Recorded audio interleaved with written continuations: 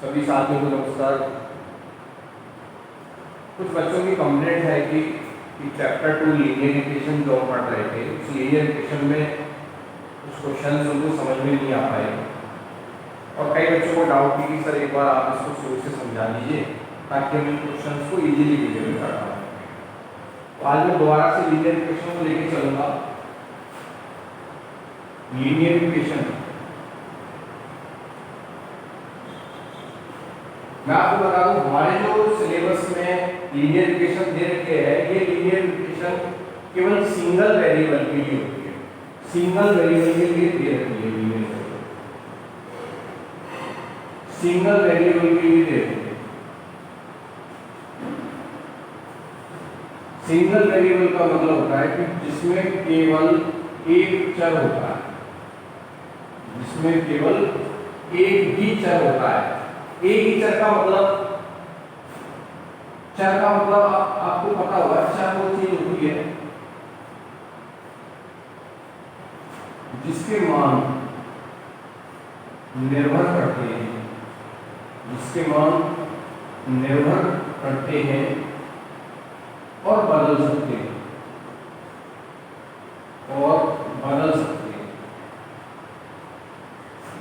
जबकि अचर वो चीज होती है, वो मान होते हैं जिनको हम चेंज नहीं कर सकते, जिनको चेंज नहीं कर सकते, जिनको चेंज नहीं कर सकते। कैसे? कोई एग्जाम्पल समझो, एग्जाम्पल से समझें। कोई भी राशि ले लीजिए, 4 एक नंबर है और 4 का मतलब 4 ही होता है। ये थोड़ी है कि 4 को बदल सकते हैं, नहीं बदल सकते। इट मींस जिसको चेंज नहीं कर सकता वो कौन है? अच्छा है। इसका मतलब 4 कौन सा नंबर है? अच्छा है। या अपन इसको कहेंगे, इसको बोले तो कहेंगे non variable number, non variable number है। 4 कैसे नंबर हुआ? Non variable. तो वेरिएबल कौन सा हुआ जिसको हम बदल सकते हैं? मैथमेटिक्स में हम इनको x से, y से, z से या किसी भी नंबर a b c से को डिनोट करते हैं। तो नंबर बोल सकते हैं चर होते हैं, या जिनको हम बोलते हैं वेरिएबल। ये वेरिएबल नंबर। तो यहाँ जो पढ़ रहे हैं वो लीनियर इक्वेशन, लीनियर को बोलते हैं रैखिक। लीनियर होता है रैखिक, इक्वेशन होता है समीकरण, रैखिक समीकरण। रैखिक समीकरण कितने पदों के या कितने चर वाले हम पढ़ रहे हैं? केवल सिंगल वेरिएबल के, यानी एक चर वाले रैखिक समीकरण हम पढ़ रहे हैं। तो जरा आगे इस बारे में बात करें। एक चर वाले रैखिक समीकरण कौन से हैं?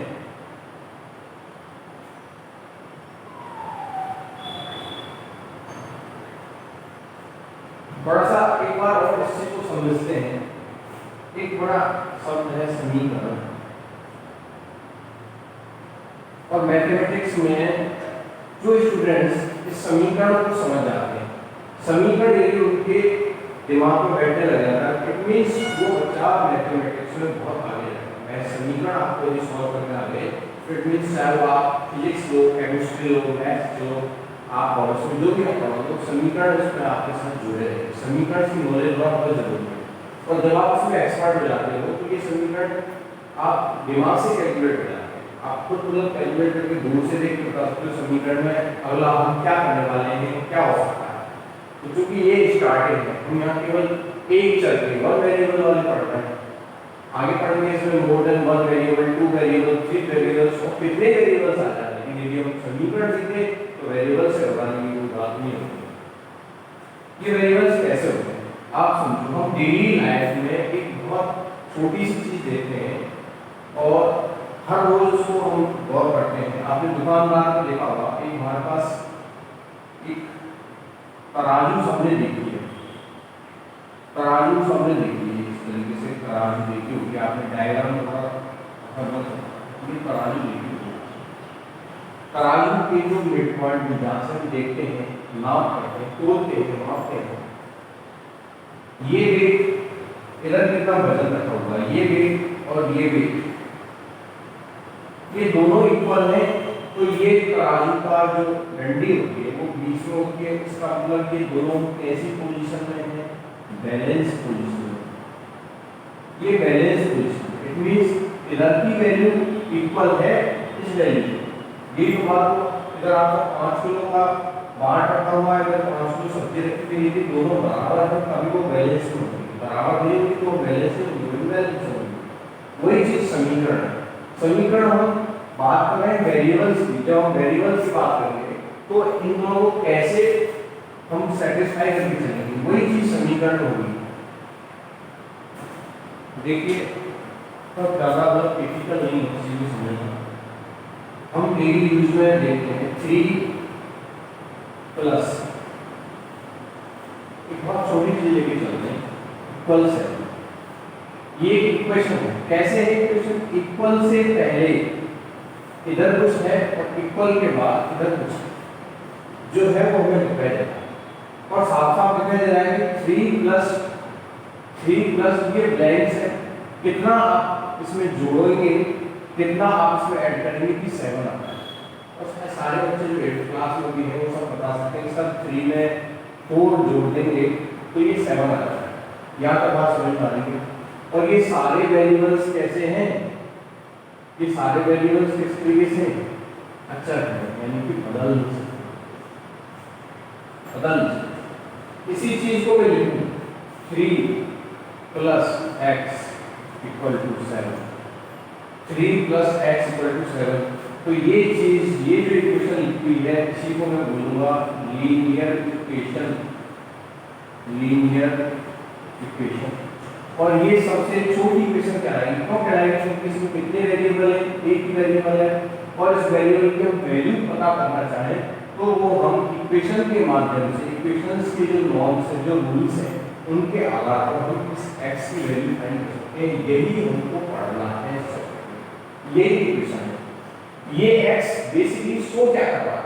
ये x ये शो कर रहा है कि हम 3 में कितना ऐड करें ताकि वो इक्वल, वही तराजू वाला पलटा, ताकि वो इक्वल हो जाए इस 7 के। x में क्या ऐड करें कि ये इक्वल कर दे हमको 7 के, यानी कि इस पार्ट को हम जब इक्वेशन में पढ़ते हैं तो इसको हम बोल सकते हैं LHS। LHS means left hand side. और इक्वल टू के बाद वाले पार्ट को हम कहेंगे इसको RHS means right hand side. और जिस इक्वेशन की हम बात कर रहे थे वो इक्वेशन हमसे यही करवाना चाहता है। मींस क्या करवाना चाहता है कि हमको LHS को इक्वल रखना है RHS के। इक्वल साइन का मतलब ही यही है। इक्वल साइन का मतलब ये होता है कि हमको दोनों ही बराबर रखना है, लेफ्ट हैंड साइड भी और right hand side. Hindi medium में इनको हम बायां पक्ष और दायां पक्ष बोल के भी लिख सकते हैं।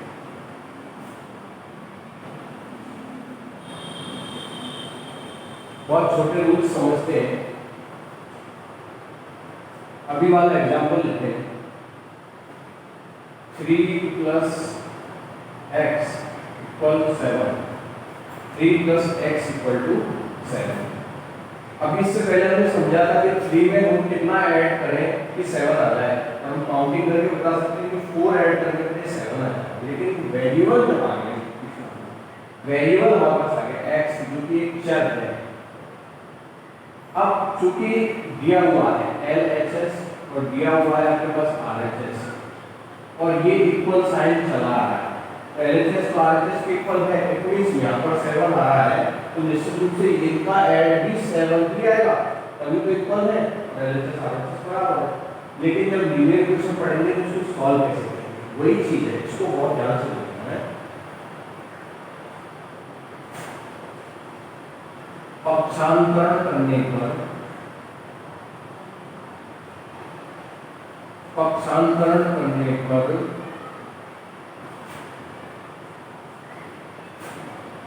राशियों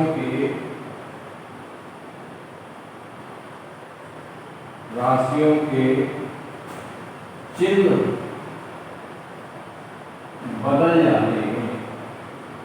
पक्षांतरण करने पर राशियों के चिन्ह बदल जाते हैं।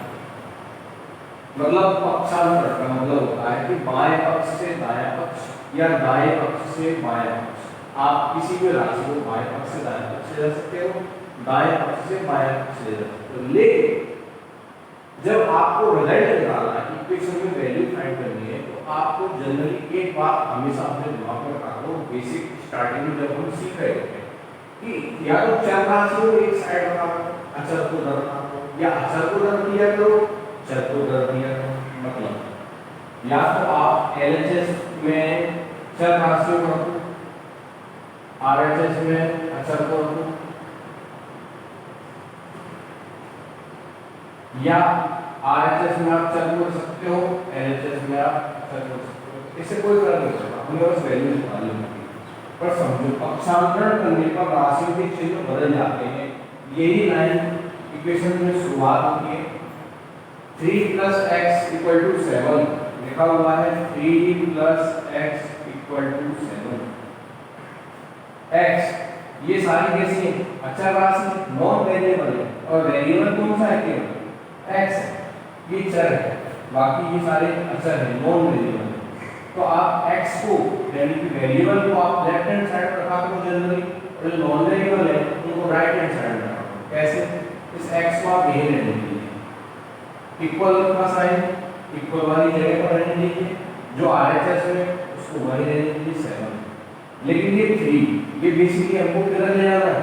7 के पास ले जाना है। क्यों? क्योंकि हमने डिसाइड किया है कि x जो वेरिएबल है, इधर हमको वेरिएबल रखने हैं, इधर हमको नॉन वेरिएबल रखने हैं, इधर हमको चर राशि रखनी है और इधर हमको अचर राशि रखनी है, आरएचएस में रखनी है। x का x 7 में 7, जब हम 3 को इधर ले जाएंगे तो पक्षांतरण करने पर राशियों के चिन्ह बदल जाते हैं। मतलब ये 3 जो एलएचएस यानी कि लेफ्ट हैंड साइड में प्लस का था, वो आरएचएस में जाकर किसका हो जाएगा?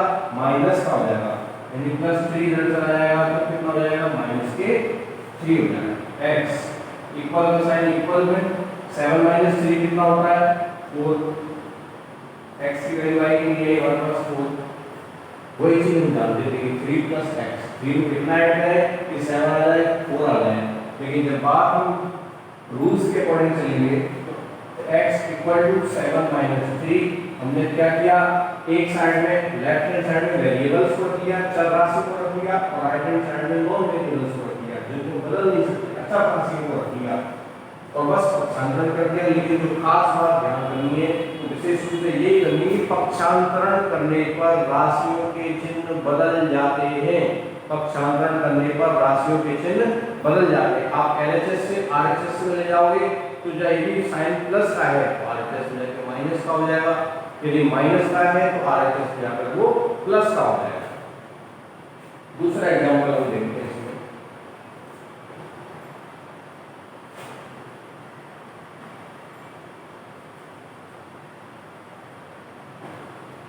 एग्जाम्पल लिखिए,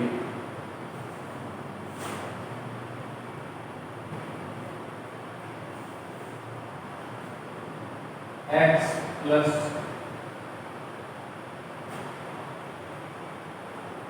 3 = 7।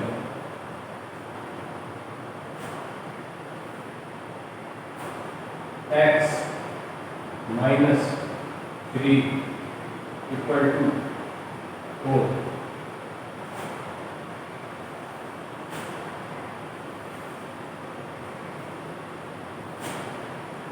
x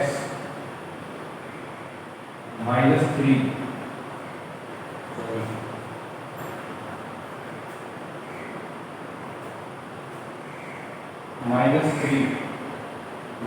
- x = 7 -3 - x = -7। ये 2-3 एग्जांपल्स आप देखिए, जिससे हमें कंसेप्ट क्लियर हो गया। x + 3 = 7, ये एलएचएस है, ये आरएचएस है। एक चीज हमने सीखी थी कि वेरिएबल्स को आप लेफ्ट हैंड साइड में रखिए और जो नॉन वेरिएबल्स हैं उनको राइट हैंड साइड में रखिए। इधर वेरिएबल कौन? x, नॉन वेरिएबल कौन सा? 3। तो नॉन वेरिएबल्स को आप एक साइड रखेंगे।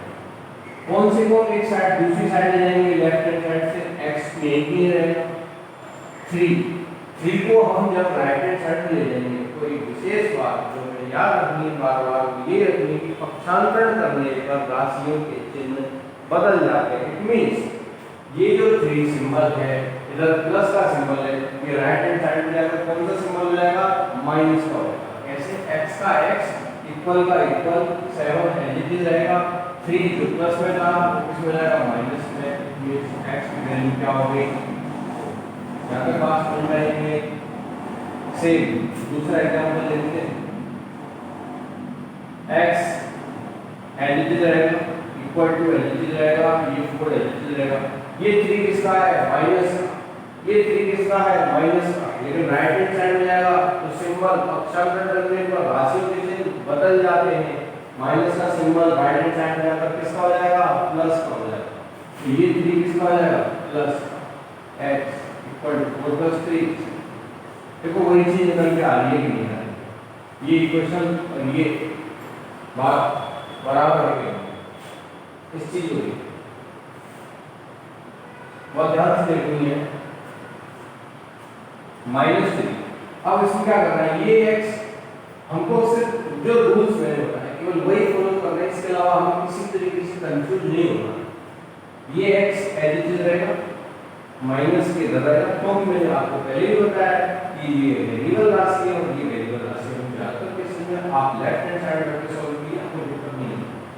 इक्वल ये -7 एज इट रहेगा।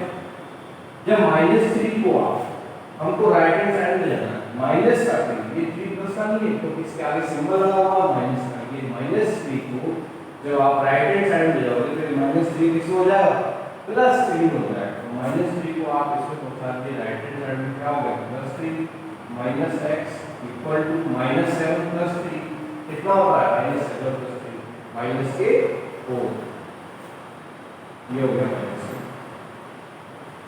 ये आपको बताइए, आपने पहले चैप्टर से पढ़ा है कि इधर भी माइनस है इधर भी माइनस है, दोनों आपस में माइनस कैंसिल हो जाएंगे। x इक्वल टू, देखिए आप इसको सॉल्व करके देख लीजिए। ऐसा नहीं है कि हम इसमें पता नहीं कर सकते कि ये x की वैल्यू आई है तो क्या हमारा सही है, इसका जांच कर सकते हो। इस x के मान को यहाँ पर रख के देखिए, इस इक्वेशन में x की वैल्यू आप रख के देख लीजिए। देखो -3 माइनस x की वैल्यू आप यहाँ रख के देखिए कितना आता है, x4, x की जगह 4 रख के देखिए, और ये -7, ये -3 -4 कितना होता है, -7, और इधर भी कितना है, -7। क्या -7 इक्वल है -7 के, जी बिल्कुल इक्वल है। अतः हम कह सकते हैं LHS का मान RHS के बराबर है। यदि LHS RHS के बराबर है, मींस प्रणाली का जो बोल रहे हैं हम वो मापन सही है, अतः हमारा समीकरण भी बिल्कुल सही है। तो हमें LHS और RHS को बराबर रख के ही ये चीज हमको देखनी है। देखिए इधर देखिए, फिर से देखिए, माइनस का इधर रहेगा, ये 7 है, -3 को आप राइट हैंड साइड में जाओगे तो सिंबल बदल जाएगा, यानी +3 हो जाएगा, -x बराबर ये हो जाएगा प्लस के 10, या मैं कह सकता हूँ x का मान कितना आ जाएगा, -10 तो आ जाएगा, तो ये x x का मान वापस समीकरण में रख के देख लीजिए, हमको पता चल जाएगा कि RHS और LHS बराबर है। x का मान -10 रखना, तो ये -3 एज इट इज, माइनस का x का मान कितना है, -10, और ये इक्वल होना चाहिए 7, -3 माइनस का मल्टीप्लाई माइनस हो रहा है, माइनस माइनस होते हैं प्लस गुणा करने पर, तो ये हो जाएगा +10 इक्वल टू 7। 10 में से 3 कम हो रहे हैं, कितना आ रहा है, 7 इक्वल टू 7। यदि 7 इक्वल टू 7 है इसका मतलब बिल्कुल सही है, LHS और RHS दोनों बराबर है। इसका मतलब जो हमारा x की वैल्यू -10 निकल के आएगी बिल्कुल सही है। तो इक्वेशन से हमने ये फायदा किया, तो इस इक्वेशंस में जो वेरिएबल्स दे रखे होते हैं उन वेरिएबल्स को हम जो आंसर निकल के आ जाता है तो उसके मान को समीकरण में रख के हम जांच कर सकते हैं, समीकरण को संतुष्ट करवा सकते हैं। यदि समीकरण संतुष्ट है, इट मींस बायां पक्ष दायां पक्ष वाम पक्ष LHS RHS आपस में हमेशा बराबर होंगे तो समीकरण संतुष्ट होगा। यदि इस मान को रखने पर ये समीकरण संतुष्ट नहीं हो रहा होगा तो इट मींस हमारे समीकरण में हमने जो सॉल्व किया है वो कहीं ना कहीं गलती है, ये हम जांच सकते हैं। एक्सरसाइज एक्सरसाइज 2.1 के किसी भी क्वेश्चंस को आप इस मेथड से सॉल्व करके देखिए। यदि कोई भी क्वेश्चन आपसे नहीं हो रहा, सिर्फ 15-16 क्वेश्चंस हैं, आप सारे क्वेश्चंस करिए, इसी मेथड्स को फॉलो कीजिए। बस ध्यान में रखने वाली बात ये है कि आप संग्रह करने पर राशि में चिन्ह बदल जाते हैं, उसको आपको ध्यान रखना है। और हर समीकरण के लिए तो आप सेटिस्फाई करके देखिए, निश्चित रूप से आपके सारे आंसर आएंगे। तो ये प्रैक्टिस आज आप घर पर जरूर करिए। किसी भी क्वेश्चन में डाउट होगा आप कमेंट बॉक्स में लिख दीजिए, चाहे आप मुझे कॉल करके बता सकते हैं, मैं आपको कॉल पर भी समझा सकता हूँ या दोबारा से आपकी वीडियो बना के आपको सोल्यूशन दूँ। नमस्कार, धन्यवाद।